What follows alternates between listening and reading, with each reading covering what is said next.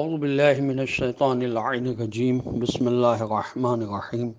میں کراچی سے علی احمد آپ کی خدمت میں اس وقت پارہ نمبر 12 یعنی 12 کا ربع نمبر 2 جس کی تلاوت کا شرف الحمدللہ میں حاصل کر چکا ہوں۔ اب اس کا ترجمہ میں آپ کی خدمت میں پیش کر رہا ہوں۔ آپ قرآن مجید کے پارہ نمبر 12 کا ربع نمبر 2 یعنی جہاں پہلا ربع ختم ہوتا ہے وہاں سے آیات کو سامنے رکھیں اور ترجمہ سنیں۔ انشاءاللہ آپ کی سمجھ میں آ جائے گا کہ کن آیات کا ترجمہ کیا ہے، اور انشاءاللہ اگر آپ یہ پریکٹس رکھیں گے تو میرا تجربہ ہے کہ آپ انشاءاللہ اس قابل ہو جائیں گے کہ قرآن مجید کی آیات کا ترجمہ آپ خود بھی کر سکیں گے۔ بسم اللہ الرحمن الرحیم۔ ارشاد ہوا کہ نوح علیہ السلام، یہ تمہارے اہل سے نہیں ہے، یہ عمل غیر صالح ہے، لہٰذا مجھ سے اس چیز کے بارے میں سوال نہ کرو جس کا تمہیں علم نہیں ہے۔ میں تمہیں نصیحت کرتا ہوں کہ تمہارا شمار جاہلوں میں نہ ہو جائے۔ نوح علیہ السلام نے فرمایا کہ خدایا میں اس بات سے پناہ مانگتا ہوں کہ اس چیز کا سوال کروں جس کا علم نہ ہو، اور اگر تو مجھے معاف نہیں کرے گا اور مجھ پر رحم نہیں کرے گا تو میں تو خسارہ اٹھانے والوں میں ہو جاؤں گا۔ ارشاد ہوا کہ نوح علیہ السلام، ہماری طرف سے سلامتی اور برکتوں کے ساتھ کشتی سے اترو، یہ سلامتی اور برکت تمہارے ساتھ کی قوم پر بھی ہے، اور کچھ قومیں ہیں جنہیں ہم پہلے راحت دیں گے، اس کے بعد ہماری طرف سے دردناک عذاب ملے گا۔ تو پیغمبر علیہ السلام یہ غیب کی خبریں ہیں، پیغمبر صلی اللہ علیہ وسلم یہ غیب کی خبریں ہیں جن کی ہم آپ کی طرف وحی کر رہے ہیں، جن کا علم نہ آپ کو تھا اور نہ آپ کی قوم کو، لہٰذا آپ صبر کریں کہ انجام صاحبان تقوی کے ہاتھ میں ہوتا ہے بہترین۔ اور ہم نے قوم عاد علیہ السلام کی طرف ان کے بھائی ہود علیہ السلام کو بھیجا تو انہوں نے کہا، قوم والوں اللہ کی عبادت کرو، اس کے علاوہ تمہارا کوئی معبود نہیں ہے، تم صرف افطرا کرنے والے ہو۔ تو قوم والوں میں تم سے کسی اجرت کا سوال نہیں کرتا، میرا اجر تو اس پروردگار کے ذمہ ہے جس نے مجھے پیدا کیا ہے، کیا تم عقل استعمال نہیں کرتے؟ اے قوم، خدا سے استغفار کرو، اس کے بعد اس کی طرف ہمتاً متوجہ ہو جاؤ، وہ آسمان سے موسلادھار پانی برسائے گا اور تمہاری موجودہ قوت میں اضافہ کر دے گا، اور خبردار مجرموں کی طرح منہ نہ پھیر لینا۔ تو ان لوگوں نے کہا کہ اے ہود علیہ السلام، آپ کوئی معجزہ تو لائے نہیں، اور ہم صرف آپ کے کہنے پر اپنے خداؤں کو چھوڑنے والے اور آپ کی بات پر ایمان لانے والے تو ہیں نہیں، ہم صرف یہ کہنا چاہتے ہیں کہ ہمارے خداؤں میں سے کسی نے آپ کو دیوانہ بنا دیا ہے، معاذ اللہ۔ ہود علیہ السلام نے کہا کہ میں خدا کو گواہ بنا کر کہتا ہوں، اور تم بھی گواہ رہنا کہ میں تمہارے شرک سے بیزار ہوں، لہذا تم سب مل کر میرے ساتھ مکاری نہ کرو اور مجھے مہلت نہ دو۔ میرا اعتماد پروردگار پر ہے جو میرا اور تمہارا سب کا خدا ہے، اور کوئی زمین پر چلنے والا ایسا نہیں ہے جس کی پیشانی اس کے قبضے میں نہ ہو۔ میرے پروردگار کا راستہ بالکل سیدھا ہے، اس کے بعد بھی انحراف کرو تو میں نے خدائی پیغام کو پہنچا دیا ہے، اب خدا تمہاری جگہ پر دوسری قوموں کو لے آئے گا اور تم اس کا کچھ نہیں بگاڑ سکتے ہو، بے شک میرا پروردگار ہر شے کا نگران ہے۔ اور جب ہمارا حکم آ گیا تو ہم نے ہود علیہ السلام اور ان کے ساتھ ایمان لانے والوں کو اپنی رحمت سے بچا لیا اور انہیں سخت عذاب سے نجات دے دی۔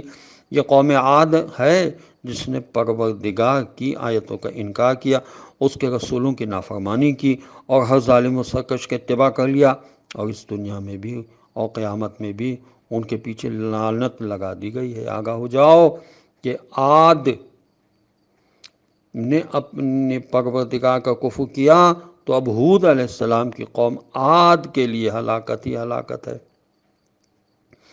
اور ہم نے قوم سمود کی طرف ان کے بھائی صالح علیہ السلام کو بھیجا، انہوں نے کہا کہ اے قوم کے لوگوں، اللہ کی عبادت کرو، اس کے علاوہ کوئی خدا نہیں ہے، اس نے تمہیں زمین سے پیدا کیا ہے اور اس میں آباد کیا ہے، اب اس سے استغفار کرو اور اس کی طرف متوجہ ہو جاؤ کہ میرا پروردگار قریب تر دعاؤں کا قبول کرنے والا ہے۔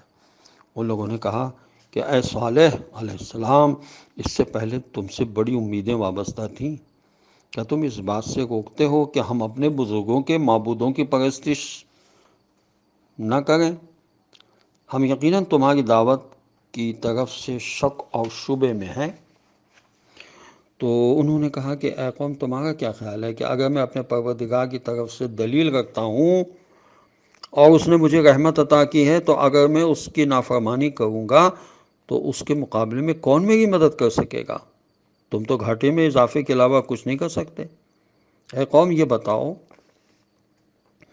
کہ یہ ناقہ اللہ کی طرف سے ایک نشانی ہے، اسے آزاد چھوڑ دو تاکہ زمین خدا میں چین سے کھائے، اور اسے کسی طرح کی تکلیف نہ دینا کہ تمہیں جلد ہی کوئی عذاب اپنی گرفت میں لے لے گا۔ اس کے بعد بھی ان لوگوں نے اس کی کوچیں کاٹ دی۔ تو صالح علیہ السلام نے کہا کہ اب اپنے گھروں میں 3 دن تک آرام اور کرو، کہ یہ وعدہ الہی ہے جو غلط نہیں ہو سکتا۔ میں تھوڑا سا چیک کر رہا ہوں کہ میں نے ربع نمبر 1 سے شروع کیا ہے ترجمہ پڑھنا، اور مجھے نصف تک پڑھنا ہے۔ تو میں صحیح ہوں یا نہیں صحیح ہوں؟ الحمدللہ میں صحیح ہوں۔ تو میں ناقہ صالح کی بات کر رہا تھا، اسی جگہ سے انشاءاللہ میں شروع کرتا ہوں۔ تو اس کے بعد بھی ان لوگوں نے اس کی کوچیں کاٹ دیں، تو صالح علیہ السلام نے کہا کہ اب اپنے گھروں میں 3 دن تک اور آرام کرو، کہ یہ وعدہ الہی ہے جو غلط نہیں ہو سکتا۔ اس کے بعد جب ہمارا حکم عذاب آ پہنچا تو ہم نے صالح علیہ السلام اور ان کے ساتھ کے صاحبان ایمان کو اپنی رحمت سے اپنے عذاب اور اس دن کی رسوائی سے بچا لیا، کہ تمہارا پروردگار صاحب قوت اور سب پر غالب ہے۔ اور ظلم کرنے والوں کو ایک چنگھاڑ نے اپنی لپیٹ میں لے لیا، تو وہ اپنے دیار میں اوندھے پڑے رہ گئے، جیسے کبھی یہاں بسے ہی نہیں تھے۔ آگاہ ہو جاؤ کہ سمود نے اپنے رب کی نافرمانی کی ہے، قوم سمود نے، اور ہوشیار ہو جاؤ کہ سمود کے لیے ہلاکت ہی ہلاکت ہے۔ اور ابراہیم علیہ السلام کے پاس ہمارے نمائندے بشارت لے کر آئے اور آ کر سلام کیا، تو ابراہیم علیہ السلام نے بھی سلام کیا، اور تھوڑی دیر نہ گزری تھی کہ بھنا ہوا بچڑا لے آئے، اور جب دیکھا ان لوگوں کے ہاتھ آگے نہیں بڑھ رہے ہیں تو تعجب کیا اور ان کی طرف سے خوف محسوس کیا۔ تو انہوں نے کہا کہ آپ ڈرے نہیں، ہم قوم لوط کی طرف بھیجے گئے ہیں۔ ابراہیم علیہ السلام کی زوجہ اسی جگہ کھڑی تھی، یہ سن کر ہنس پڑی۔ تو ہم نے انہیں اسحاق علیہ السلام کی بشارت دے دی، اور اسحاق علیہ السلام کے بعد پھر یعقوب علیہ السلام کی بشارت بھی دے دی۔ تو انہوں نے کہا یہ مصیبت، اب میرے یہاں بچہ ہوگا جبکہ میں بھی بوڑھی ہوں اور میرے میاں بھی بوڑھے ہیں، یہ تو بالکل عجیب سی بات ہے۔ تو فرشتوں نے کہا کہ کیا تمہیں حکم الہی میں تعجب ہو رہا ہے؟ اگر اللہ کی رحمت و برکت و گھر والوں پر ہے، وہ قابل حمد اور صاحب مجد و بزرگی ہے۔ اس کے بعد جب ابراہیم علیہ السلام کا خوف برطرف ہوا اور ان کے پاس بشارت بھی آ چکی، تو انہوں نے ہم سے قوم لوط علیہ السلام کے بارے میں اصرار کرنا شروع کر دیا۔